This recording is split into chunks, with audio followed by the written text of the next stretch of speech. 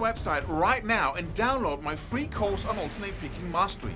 It contains 5 essential exercises that will take you to alternate picking mastery faster than you can imagine. And then I've included my method of how to lay out a practice plan in just 1 to 2 minutes that will absolutely boost your results like nothing you ever tried before. So go download it right now. It's free.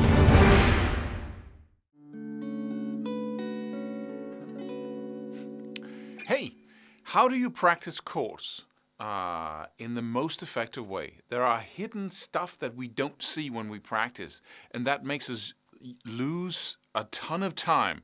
So you can actually get like twice, 3 times, 4 times, 5, sometimes 10 times out of your practicing, depending on what techniques you're using and how you're really doing it.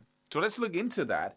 But before we begin, I should say that I'm Claus Levin from guitarmastery.net. Go sign up for free jam tracks, follow us on Instagram, download the free program. You can do all of those things underneath this video. When you practice chords, the worst thing you can do is play a chord, right? You put your fingers to and then you strum, and then you do another chord, and then you strum a little bit. That's a waste of time. Are you practicing strumming or are you practicing chords? The brain needs a focus. If it hasn't got a focus, it's shifting between fingering chords, strumming patterns. It's just one big mess, and it will learn a tenth of the rate you could be learning. Instead of doing that, that's the first rule, and we're going to go more advanced than that. Instead of doing that, take just 2 chords, go back and forth, test once, and then strum once. So this is just to check if you actually got the chord right? And that means that you can get in like twice, 3 times, 4 times the repetitions, maybe 10 times the repetitions of actually doing the chord. Because what's hard here is putting your fingers in the right place. Right? That's what's hard. That's what you need to practice, and not strumming and it's just a waste of time. But what we don't see also is that we don't want to practice like 4 or 5 chords at one time, going back and forth like that. It takes you forever, and that's counterintuitive. The brain needs a focus, but it also needs to have that focus be very narrow. So just take 2 chords and go back and forth between those. You will learn those 2 chords much faster than you will ever learn those 4 chords. Yeah, that makes sense, Claus, because there's only 2.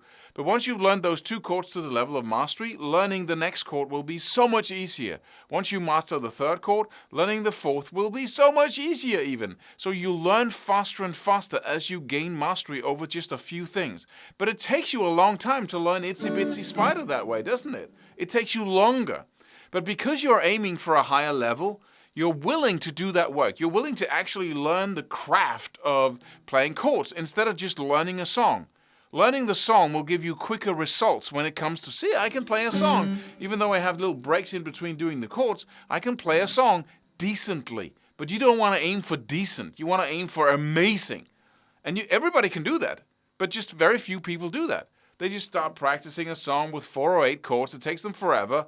And once they can do it to the level of okay, then they stop and go ahead with something else. So they stay at mediocre or beginner level for, years.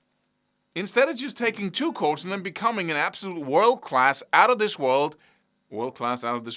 expert at doing just 2 chords. Nobody's too impressed with that because all you can play is, then you can't play any songs. But I would rather do that and have the satisfaction of being able to play actual music instead of staying at good. And the cool thing is, once you've learned those 2 chords, doing the next will be easier, easier, easier. And so you'll explode. You'll have a longer, slower inlet to your amazing skills than the beginner who just practices songs. So that's such an essential and very important rule. A little bit of more patience you need here, and tenacity and persistence in order to do that, but you'll end up in a magical place instead of that, right? People who never get this always stay in that level. But then there's another little insight that we need to understand here, because once we start practicing a couple of chords over and over, what happens in the brain is that, let's say you're practicing a C major, and it could be anyone, could be anything. It doesn't have to even be a chord, it could be notes. But what happens in the brain is it gets used to traveling. Let's say it's C and G. It gets used to travel. Say the first finger is on the 1st fret on the B string, right? For that C major. Then when I do the G, my first finger travels from the first fret on the B string to the second fret on the A string. It's that little journey there. And as I get better at doing this shift, which is what I recommend, take 2 chords, go back and forth, right? Because the second chord, focusing would be to only practice 1 chord. But since you need to remove your fingers from the fretboard in order for you to practice putting them on again, then you might as well just remove them and play another chord. Makes sense, right? So now you have 2 chords. Instead of doing nothing, you can do another chord and practice that as well. But what happens is when you do that enough, is your fingers learn to go from one chord to another. And so once you start putting in a third chord, or you try to go from C to it's a D minor, for instance, it's a totally different story. You become worse at playing the C major suddenly because your fingers are not coming from a G major chord position. So the fingers are doing a different journey, and that's a new thing. And that is one of the essential things we don't see when we practice. What are we actually practicing, right? When you're practicing C to G, you're not practicing playing a C major and a G major chord. You're practicing traveling from one to the other and practicing just putting your fingers on them. So sometimes you want to exchange that or change that G chord to another one. And just be conscious about the fact that once you introduce a third chord and you start, for instance, practicing D minor and C, D minor and G, D minor and C, D minor and G, over and over again like a freaking, idiot.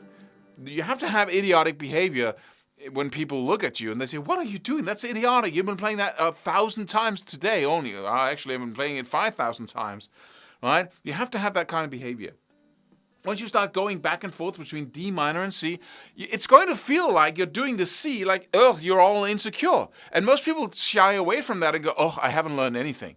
You have to be conscious about what the learning process is actually involving here. So you can say, that's natural. Because I'm hitting the C major from my fingers are traveling from a different place. And so I have to practice that as well. And so I become worse at doing the C.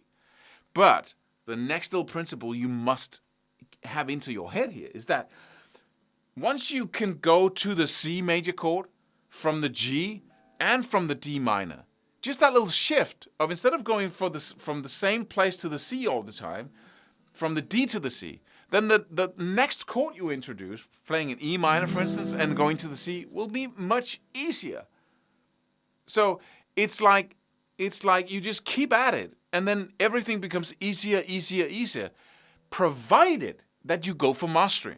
If you don't go for mastery, if you just stop when you're good at it, like, I was doing like a that's not good enough, right? Because you have to stop all the time. People are going to get frustrated when you're sitting around the campfire. You have to have little breaks all the time, every time you shift to a new chord. But let's say you get to the point of, and you can do it fluently, right? Then that's cool. But most people stop there. Most people stop at, not even good. And then they go for another chord because they want variety. They want something new, something exciting to entertain them. But you are not entertained by the next chord. You are entertained by the dream, the vision you have inside of you, that you'll be able to play something magical, something amazing. And that's what drives you to stay at those chords until you're absolutely... right? Until you're so good at it that people are going to say, wow, that's skills, right? Instead of staying at that eternal mediocre level, I hope you won't. Because everyone can have that magic. If you just will aim for it, just go for it. Don't stop at good. It's idiotic, right? But, so the next little point I want to make before I end this video is that you want to get to the point of automation. You want to practice 2 chords to the point where you don't even think about them anymore. That's why people stop, right? They go, C, and I can do G. Hey, I can do the 2 chords now, and it's like my fingers know exactly where to go. Slowly, but they know exactly where to go. So I can start actually watching little sitcoms and educational videos on YouTube or life hacks or whatever I enjoy watching, and I can start practicing chords without even thinking about it, right? That is the key to extreme skills.